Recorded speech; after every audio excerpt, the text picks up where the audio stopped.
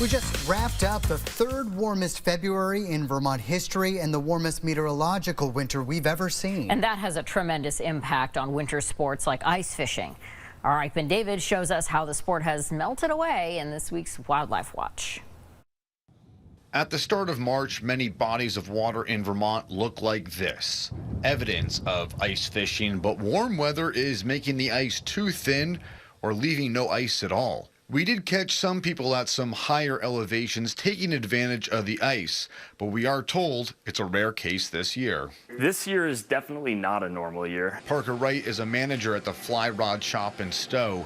He says the ice conditions have hindered not only the amount of sales in the shop, but the amount of guided fishing they host on the ice. With the weather, the ice conditions, we've had to, we've canceled a lot of trips just because we're not in the business of putting people at risk, because that's why they hire a guide in the first place. I mean, that's a lot of guiding income that's not coming in. And the lack of ice can be seen statewide. I would say it's a wicked off year for it. Usually we have some decent ice still. People are still eager to get out there.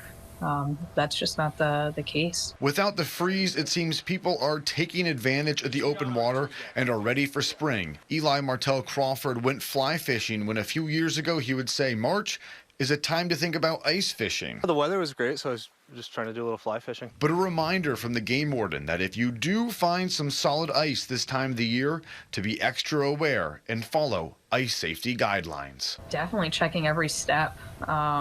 It's a different year, but if I were to go out there, I'd want my ice bud and I'd be checking every spot that I step foot on. In Waterbury, Ike Ben David, Channel 3 News.